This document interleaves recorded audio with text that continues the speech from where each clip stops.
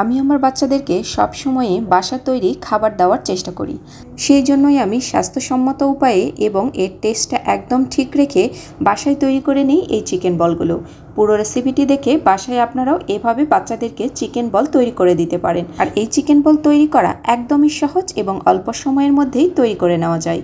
Chicken বল তৈরি করার জন্য প্রথমে আমি এখানে নিয়ে নেব 1.5 কাপ পরিমাণ চিকেন। তো চিকেনগুলোকে একটু কিউব করে কেটে নিয়েছি। এখানে মুরগির বুকের মাংসটা ব্যবহার করেছি। চিকেনগুলোকে পানি ঝরিয়ে নিয়েছি। এর মধ্যে দিয়ে নিচ্ছি 2 টেবিল চামচ পরিমাণ কর্নফ্লাওয়ার। এখানে কর্নফ্লাওয়ারটাই ব্যবহার করতে হবে, আটা বা ময়দা ব্যবহার করা যাবে না। সাথে দিয়ে নিয়েছি কালো গোলমরিচের গুঁড়ো 1/2 টেবিল চামচ পরিমাণ। আর এটাকে বাইরের টেস্ট আনার জন্য আমি এখানে ব্যবহার করেছি 1 টেবিল চামচ পরিমাণ চিকেন পাউডার। আপনারা চাইলে এটা স্কিপ করতে পারেন, তবে এটা দিলে এর টেস্টটা অনেক বেশি ভালো আসে।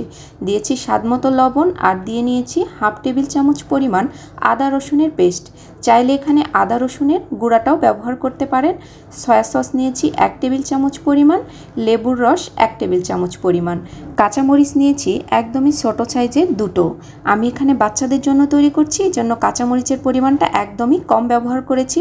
আর টমেটো সস দিয়েছি 1 টেবিল চামচ পরিমাণ। এগুলোকে ভালো করে ব্লেন্ড করে নিয়েছি। এরপর এখন এর মধ্যে দিয়ে নেব একটি ডিম।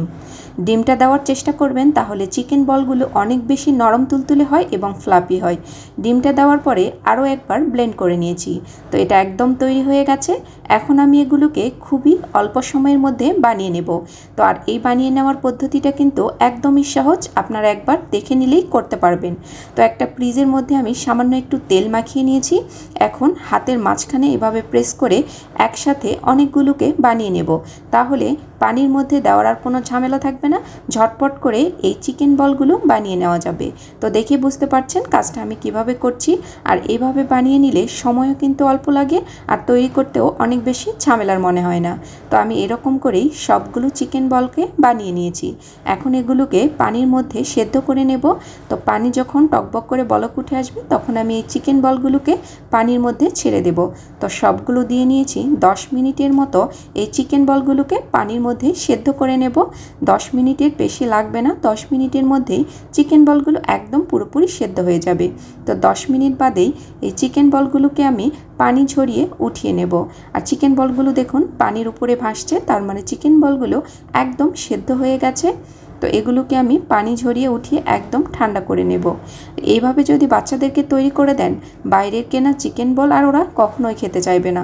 চিকেন বলগুলো কতটা নরম তুলতুলে হয়েছে, এগুলো ঠান্ডা হওয়ার পরেও কিন্তু একদমই স্পঞ্জি থাকবে। তো একটা চিকেন বল আমি কেটে নিচ্ছি, দেখুন কতটা স্পঞ্জি হয়েছে।